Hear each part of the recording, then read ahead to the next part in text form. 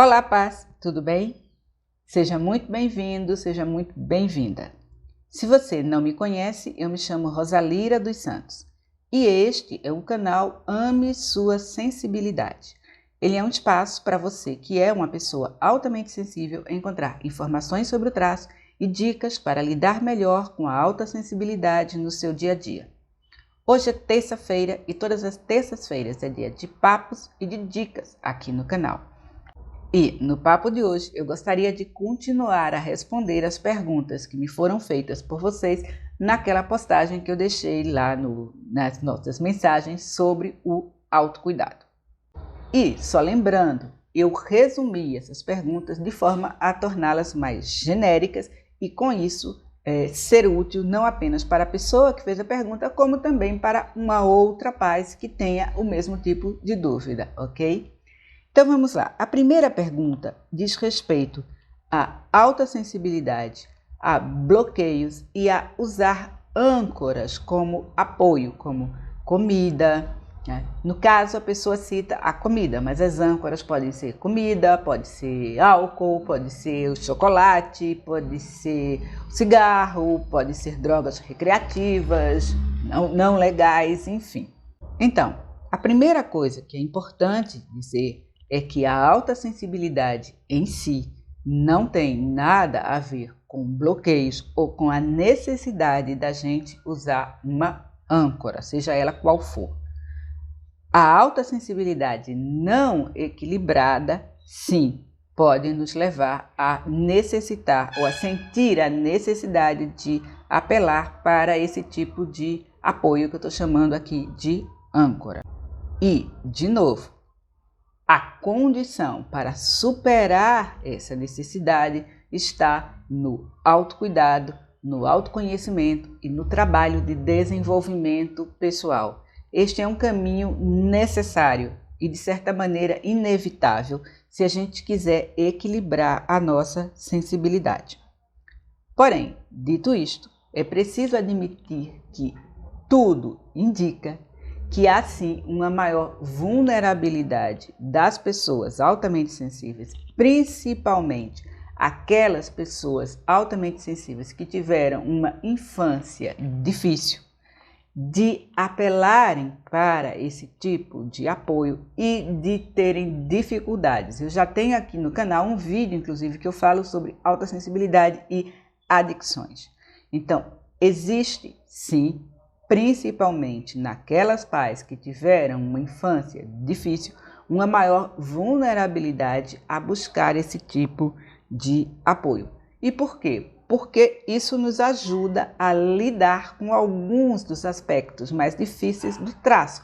A hiperemocionalidade, a facilidade para se sentir hiperexcitado e saturado com o excesso de estímulos, o pensar em demasia, que a gente já falou no vídeo passado, o overthinking, tudo isso pode criar uma tensão que necessita de uma válvula de escape. E é aí que podem entrar as âncoras das quais a gente já falou. Então, para lidar com este aspecto da alta sensibilidade, é inevitável o trabalho de autoconhecimento. É preciso que a gente entenda o que em nós desencadeia a necessidade do conforto provocado pelas âncoras, seja ela bebida, seja fumo, seja comida, enfim. Bom, então, quais são as minhas sugestões? A primeira é identifique os seus gatilhos.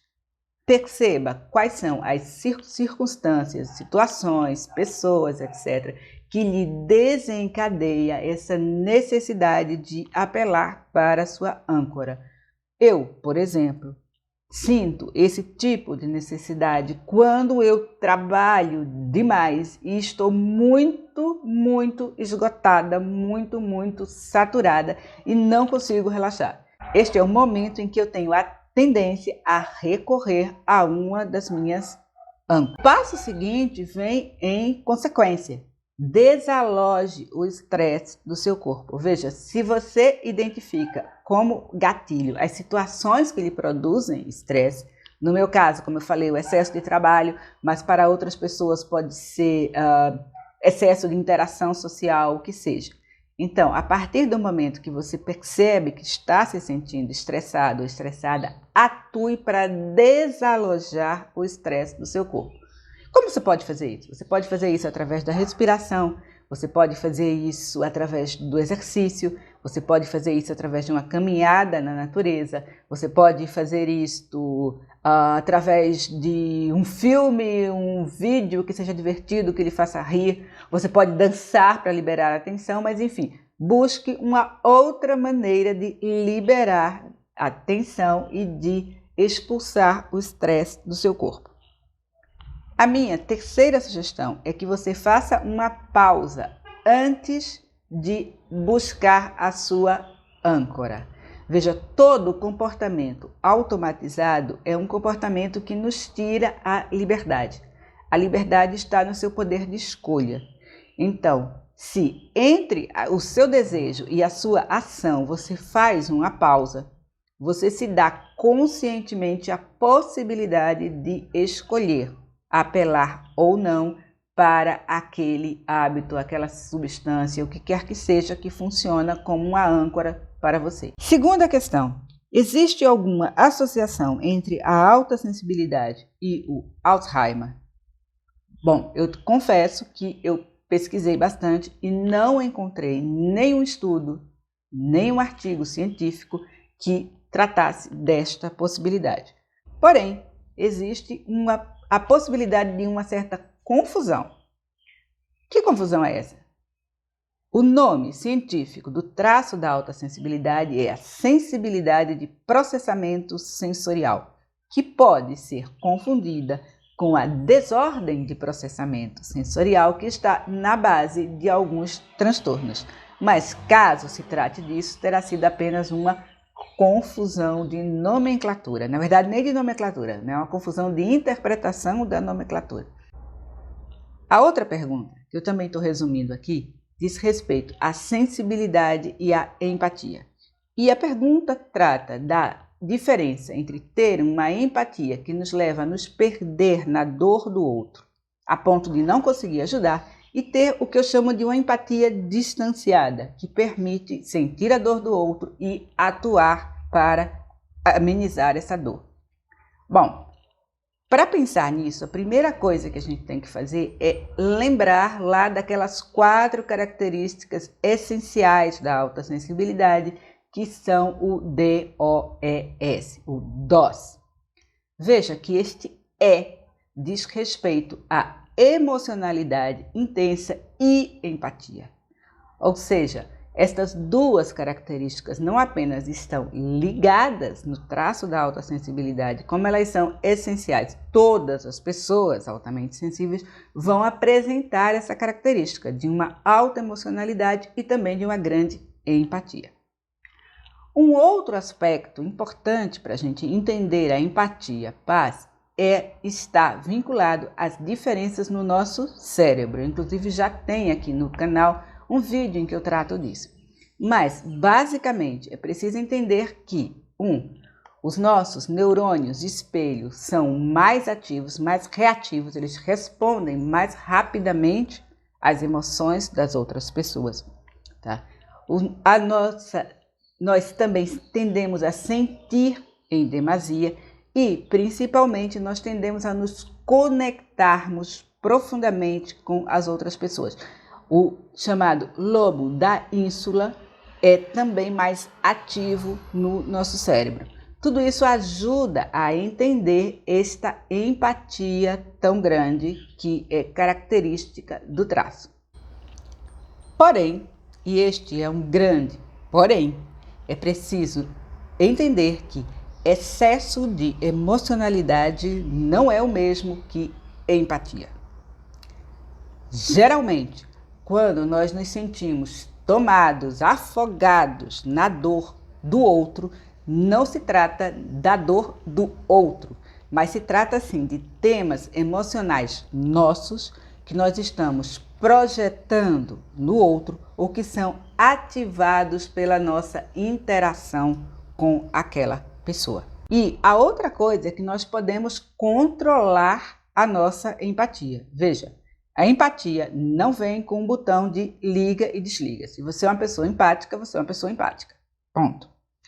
Porém, existem limites que podem e devem ser aprendidos por nós. O primeiro desses limites, que eu queria voltar, a gente já falou um pouco no vídeo passado, é o limite emocional. É preciso aprender habilidades de regulação emocional para que eu esteja consciente do meu mundo emocional e assim evite projetá-lo na outra pessoa ou na dor da outra pessoa. Um outro aprendizado importante, que eu também já falei, mas eu volto a falar, é o da atenção plena. Se você está presente em si e no seu corpo, você não tem a tendência a se dispersar para a outra pessoa. E você também pode perceber quando começa a perder o limite entre você e o outro. E isto nos leva a outra sugestão, que é reforçar os nossos limites físicos, os nossos limites emocionais, os nossos limites energéticos, aprendendo a nos diferenciar das outras pessoas. Isto inclui uma série de coisas, desde aprender a realmente dizer não, até aprender a respeitar o direito das outras pessoas de decidirem a sua vida.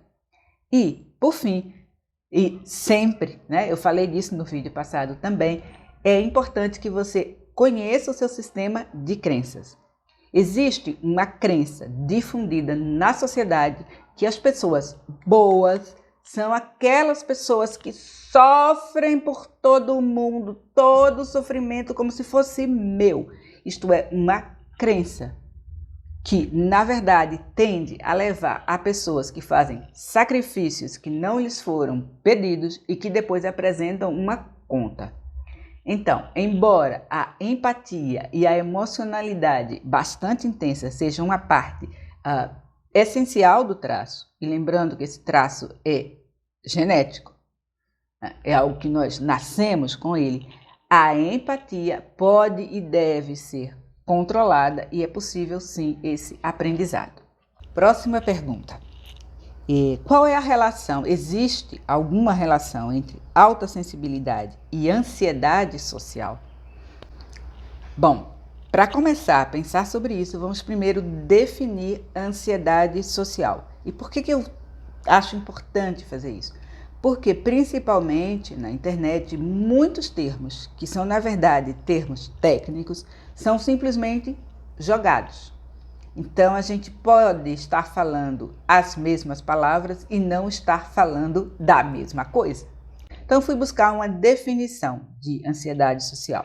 Entende-se por transtorno de ansiedade social quando a pessoa fica ansiosa quando está no centro das atenções.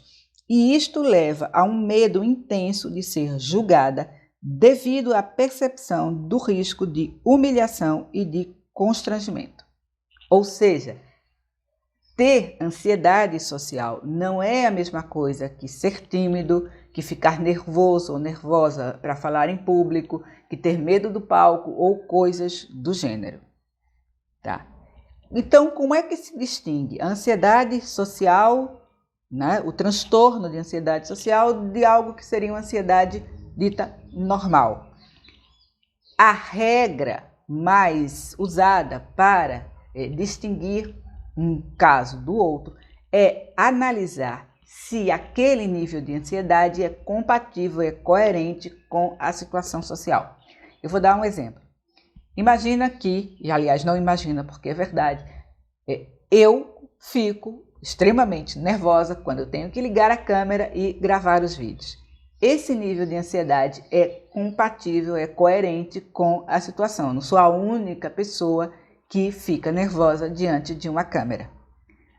Outra situação, eu fico extremamente nervosa se eu preciso ir num restaurante, falar com a garçonete e pedir algo para comer. Aqui eu tenho um nível de ansiedade que é muito mais alto, que não é compatível, não é coerente com a situação social. Aqui eu posso estar diante de um transtorno de ansiedade social. Perfeito. Ocorre, porém, que as pais, devido a essa nossa hiperexcitabilidade do nosso sistema nervoso, que é reativo aos estímulos, nós temos a tendência a ter um nível maior de ansiedade do que a média. Então, o nosso nível compatível com a situação social costuma ser um pouco mais alto do que as demais pessoas. Voltando aqui no meu exemplo, embora muita gente se sinta ansioso ou ansiosa diante de uma câmera, o fato de que eu tenho esse sistema nervoso altamente sensível muito provavelmente eleva o meu nível de ansiedade. Então, o nosso nível normal de ansiedade é um pouco mais alto do que a maioria devido à hiperexcitação. E, só para complicar mais um pouquinho, imagina o seguinte: eu tive um mau desempenho quando eu fui falar em público, tive um mau desempenho diante das pessoas por conta da minha hiperexcitação. Aí isso aconteceu uma vez, 2 vezes, 3. Há uma tendência de que sim, eu comece a desenvolver um comportamento de evitação dessas situações e isto comece a me prejudicar. Digamos que eu sou uma palestrante e o meu trabalho implica em falar em público. Eu começo a evitar, então eu começo a ter um dano, né, por conta da minha ansiedade. Isto também pode levar um profissional a investigar a possibilidade de que eu esteja desenvolvendo um transtorno de ansiedade social. Tá? Porém, de saída, é preciso que a gente trace uma linha. Por mais que esta linha seja tênue, é preciso que a gente trace esta linha. E a linha está no fato de que, para os altamente sensíveis, o sentimento inicial não é o sentimento de medo de ser julgado ou de ser humilhado, como ocorre na ansiedade social. O sentimento inicial dos altamente sensíveis é um sentimento de tensão, é um sentimento de não vou dar conta, é um sentimento de eu me atrapalho, mas é um sentimento voltado para si. Continuando no meu exemplo, aqui estou eu com a câmera. Não há outras pessoas aqui. E mesmo assim o meu nível de hiperexcitação é alto. Diferente da ansiedade social, que está fortemente vinculada ao olhar do outro e ao julgamento que eu creio que o outro está fazendo sobre mim. Então, para concluir esta questão, a gente diria que a ansiedade causada pela alta sensibilidade pode sim ser confundida com a ansiedade social, e se ela é recorrente, se eu recorrentemente me vejo nessa situação e passo a evitar, toda e qualquer situação onde eu possa sentir esse incômodo, pode levar a um transtorno de ansiedade social. Pode. E por fim, a última pergunta diz respeito à relação entre alta sensibilidade e introversão. E esta é outra confusão que é bastante frequente, tá? Como eu já falei aqui muitas vezes, e falo sempre sobre a alta sensibilidade, eu gostaria de falar aqui um pouquinho sobre uma das teorias sobre a introversão. A teoria que eu me baseio, a teoria que eu uso e várias outras pessoas, que é a teoria desenvolvida pelo psicólogo suíço Carl Gustav Jung. Jung pensava, então, que introversão e extroversão constituem a divisão básica da sociedade. E, para ele, tudo diz respeito à nossa energia. Uma pessoa extrovertida é uma pessoa cuja energia está voltada para fora e que se alimenta também disto. Uma pessoa extrovertida é uma pessoa que necessita da interação social para se sentir energizado, para se sentir bem, para se sentir viva. Já uma pessoa introvertida é uma pessoa cuja energia está mais direcionada para dentro. Esta pessoa necessita de passar tempo sozinho, sozinha, ou num grupo muito pequeno de pessoas para se energizar, para se sentir bem. Então, e por isso, a interação social excessiva tende a drenar essas pessoas. Elas se sentem esgotadas quando elas não têm esse espaço-tempo para recarregar as suas baterias. Tá, isso não é o mesmo que ser altamente sensível? Não. A própria doutora Elaine Aron, no início, pensou sim, ora, isto aqui é introversão. Porém, ao longo do trabalho, ela foi descobrindo duas coisas importantes. A primeira, nem todas as pessoas altamente sensíveis são introvertidas. Cerca de 30% dos altamente sensíveis são, na verdade, extrovertidos e têm a necessidade da interação e tudo mais para se sentir vivo. Então, se é assim, o que é que vai distinguir? Acontece que mesmo uma pessoa altamente sensível que seja extrovertida vai ter uma dificuldade com o excesso de estímulos. Lembra que a sensibilidade aos estímulos é uma daquelas características que nos definem, esse nosso sistema nervoso reativo que eu falo. Então, mesmo uma pessoa que seja extrovertida, mas seja altamente sensível, ela vai ter essa sensibilidade aos estímulos. Então, imagina que, não eu, mas uma paz que seja altamente sensível e extrovertida, ela precisa da interação social, ela precisa do contato, ela precisa dos amigos, porém, antes de um outro extrovertido, ela vai se sentir cansada, esgotada e vai precisar se recuperar. Não pelo excesso de interação social, mas pelo excesso de estímulos aos quais ela se expôs. Isto torna a vida de uma pessoa altamente sensível e extrovertida um pouco complicada. É, de novo, aquela ideia de dirigir com um pé no acelerador e um pé no freio. Ela precisa da interação social, ela vai buscar isso, porém, rapidamente ela vai se sentir esgotada pelo excesso de estímulos e ela vai precisar se recolher. E ela vai viver nessa dinâmica, que é diferente daquelas pessoas altamente sensíveis que, como eu, são também introvertidas. Neste caso, há uma maior harmonia entre os dois traços. E a pessoa tende a criar um estilo de vida onde ela prima por interações sociais menores, mais qualitativas, poucos amigos, mais umas conversas mais profundas e por aí vai, tá? Então, são traços de personalidade, ambos os traços, que na verdade podem se sobrepor. Bom, este foi o Papos e Dicas dessa terça-feira e com isso a gente encerra essa rodada. Eu espero que as respostas tenham sido satisfatórias e, como sempre, eu lhe peço que, se você gostou, por favor, clica no botão que aparece aí embaixo, assina o canal, aciona o sininho para receber as notificações e tudo mais. E também, como sempre, se achar que esse conteúdo pode ser útil a uma outra paz que compartilha dessas dúvidas, por favor, compartilhe este vídeo e me ajude a difundir informação e informação de boa qualidade sobre a alta sensibilidade aqui no Brasil. Muito obrigada por ter me assistido, beijos e bênçãos e até a próxima. Tchau!